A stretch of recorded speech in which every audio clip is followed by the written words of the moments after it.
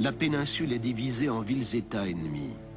Alexandre VI veut unifier le pays par voie militaire sous le drapeau des États de l'Église. Sous sa papauté, les États pontificaux réalisent la plus grande expansion de leur histoire. Les plans du pape inquiètent cependant les grandes puissances étrangères. En 1494, une puissante armée française envahit le nord de l'Italie et avance jusqu'à Naples. Rome aussi est encerclée. Le pape gênant doit être déposé par la force. Comme prétexte, ils invoquent les mœurs immorales du Saint-Père.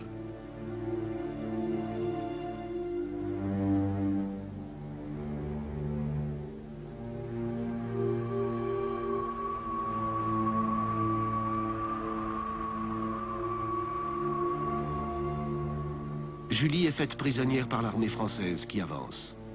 Le pape réagit de manière irréfléchie. Pour récupérer sa bien-aimée, il va accepter toutes les conditions des Français.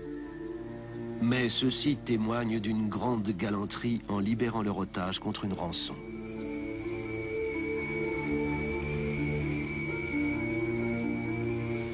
Un soir de novembre, 4000 Français accompagnent la belle Julie Farnèse jusqu'aux fortifications de Rome. Alexandre VI l'attend sur les remparts du château Saint-Ange.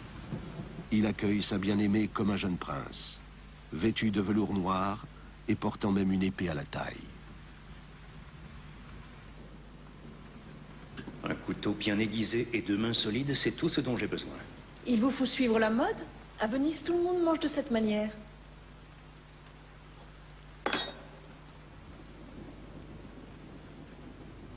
Montre-moi.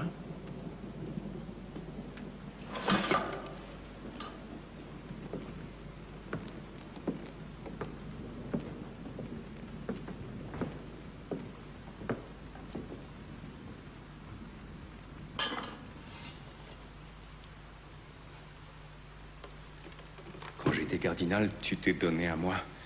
Maintenant que me voici pape, me repousseras-tu? Veux-tu m'embrasser? Veux-tu embrasser mon pied? Cela te coûtera une bague.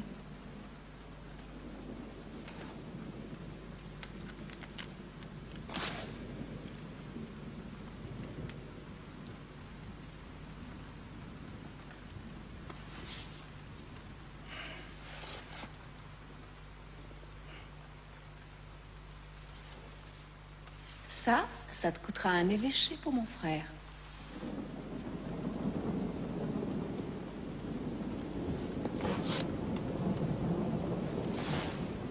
Et cela te coûtera le royaume des cieux.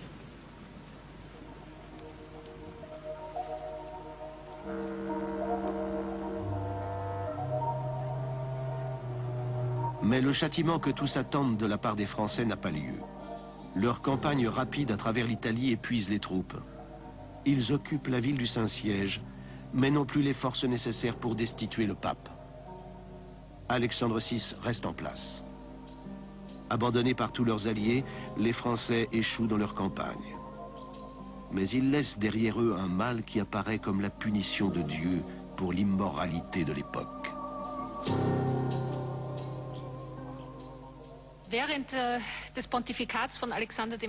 Pendant le pontificat d'Alexandre VI, plus précisément en 1494, la syphilis fait son apparition pour la première fois pendant le siège de Naples par les Français.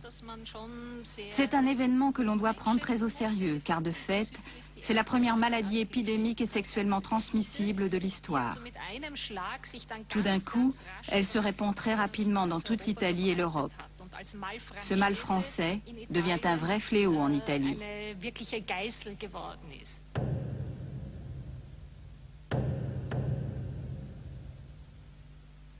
Ce sont surtout des personnes de haut rang qui sont contaminées. À Rome, pour citer un exemple concret, il y a César Borgia, le fils du pape. Mais le fléau sévit ailleurs. François Ier aussi est censé avoir contracté la syphilis. C'était vraiment la maladie du beau monde. Au début du fléau, les hommes et les femmes ne se laissent pas déconcerter dans leurs excès sexuels, mais les orgies deviennent une danse avec le feu. Un maître des cérémonies du Vatican a décrit dans son journal l'une des dernières fêtes du pape.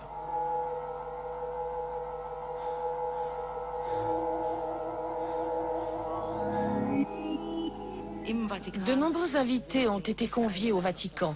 À table, au milieu des convives, il y avait aussi une cinquantaine de courtisanes. À la fin du festin, un jeu de gages a été organisé. Les vêtements des courtisanes, parmi les plus belles et jolies de Rome, ont été vendus aux enchères.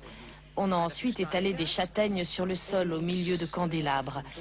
C'est à quatre pattes que les courtisanes, dépouillées de leurs habits, devaient se frayer un passage entre les bougies et ramasser les châtaignes. Après le repas, on pose les chandeliers avec des bougies sur le sol et on étale des châtaignes par terre. Les prostituées nues doivent les rassembler avec leurs mains et leurs pieds sous le regard du pape, de son fils César et de sa fille Lucrèce. Ceux qui réussissent à copuler le plus souvent avec ces femmes reçoivent ensuite des cadeaux préalablement exposés. Ils se donnent en spectacle, puis on distribue ensuite les prix. Déjà de son vivant, le personnage du pape prend des traits dignes d'une légende. Les Romains sont sûrs que des démons et même le diable en personne sévissent au Vatican.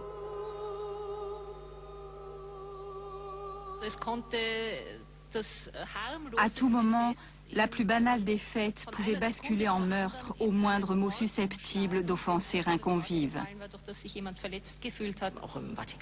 Des meurtres spectaculaires ont même eu lieu ici, au Vatican. Un des fils d'Alexandre VI a été tué puis jeté sans pitié dans le Tibre. L'un de ses gendres, un mari de Lucrèce, a aussi été assassiné au Vatican. On raconte que son sang a éclaboussé les murs. Ce n'était pas une époque tendre. En cette fin d'époque pleine de meurtres, de beauté et de cupidité, les Borgia courent à une perte aussi inéluctable que triomphale. L'ange de l'histoire qui les avait portés au sommet les laisse désormais tomber.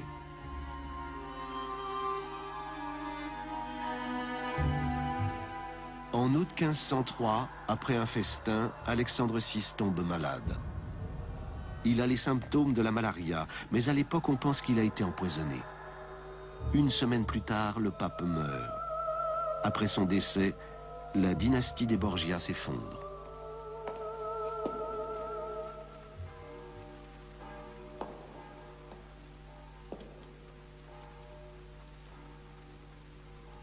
Un détachement de cavaliers t'attend.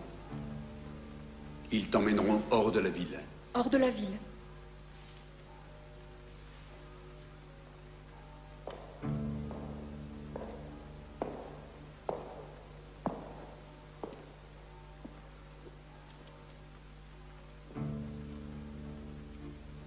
Il te faut disparaître de Rome aussi vite que possible. Mon amant est mort. Le pape est mort, Julie. Nul ne peut dire comment la populace réagira.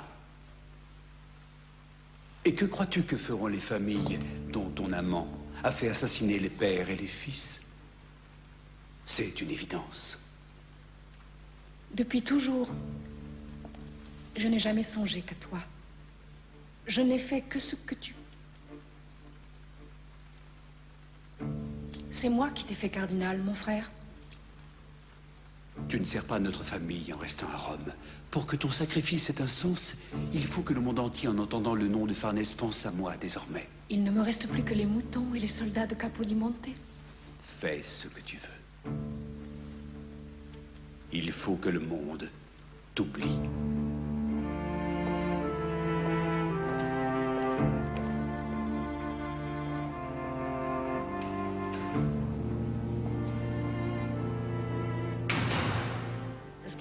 Après la mort du pape, le jeune cardinal ordonne à sa sœur Julie de quitter Rome.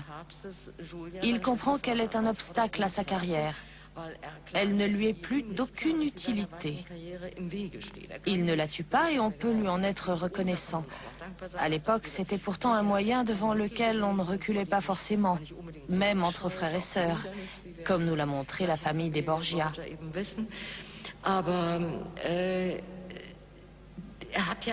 Au fond, il avait raison.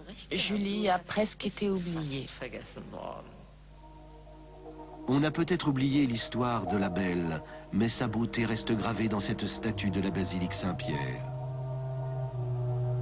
Ce n'est pas par intérêt pour Julie elle-même que cette sculpture a trouvé sa place en ce lieu saint. Elle fait partie d'un monument funéraire dédié au souvenir de son frère.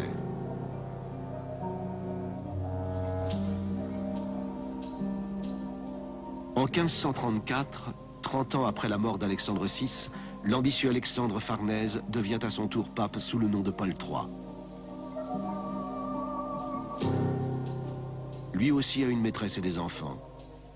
Mais il s'emploie à détourner l'Église catholique de la sécularisation et de l'immoralité. C'est un pape très important. C'est surtout celui qui a effectué un changement de cap. C'est le plus grand pontife de la contre-réforme. Quand il était jeune, il a pleinement savouré un certain style de vie, grâce auquel il a accédé à la fonction suprême.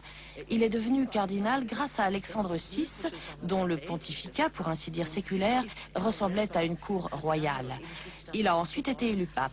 Mais malgré son passé, il se ravise et adopte une attitude qui reconduit l'Église vers l'ancienne notion de piété propre au début du christianisme, notion dont elle s'était éloignée depuis très longtemps.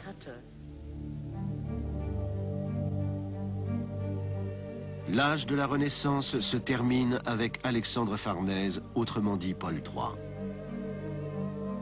Il s'oppose au mouvement de la Réforme venu d'Allemagne et initié par Martin Luther.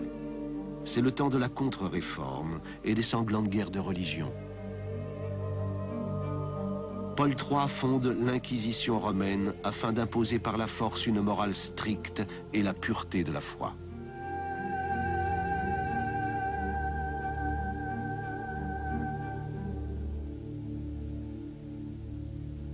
Mais l'histoire même des catholiques est un obstacle de taille dans leur lutte contre les protestants. On essaie par tous les moyens de l'effacer. Même les armoiries pontificales d'Alexandre VI doivent disparaître du château Saint-Ange. Cela a toujours été comme ça. Même les pharaons le faisaient. Ils cassaient le nez du pharaon précédent parce qu'il permettait à son âme de respirer et de se déplacer. On éliminait ainsi l'ancien pharaon, on le réduisait à néant, on détruisait les symboles. Là, on effaçait les armoiries, on badigeonnait les murs et on les repeignait parce qu'on voulait imposer de nouveaux symboles et de nouveaux signes. Le XVIIe siècle le démontre tout particulièrement avec sa nouvelle morale qui condamne la sexualité. Le souvenir de Vanozza, la maîtresse du pape, est insupportable pour les générations suivantes. Pourtant, on retrouvera de façon mystérieuse son tombeau que l'on croyait détruit dans l'église Saint-Marc, au pied du Capitole. On a essayé de gratter le nom damné de Vanozza Catanei et des enfants qu'elle a eus du pape. En vain.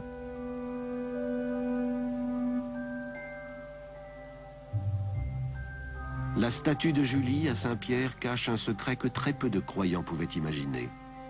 À l'origine, c'était la statue d'une femme nue. Son éclat érotique attirait les voyageurs du monde entier. Sur ordre d'un pape, les formes sensuelles furent recouvertes d'une robe en plomb. Julie survit de 6 ans seulement à sa rivale Vanozza. Dans son testament, elle lègue toute sa fortune à Laura, la fille d'Alexandre VI. À son frère, elle ne laisse qu'un meuble, porteur d'un message amer. C'est le lit où elle a assuré la réussite d'Alexandre. On ignore où se trouve la tombe de Julie. Il ne reste rien d'elle sauf ce lit. Le lit de la maîtresse du pape.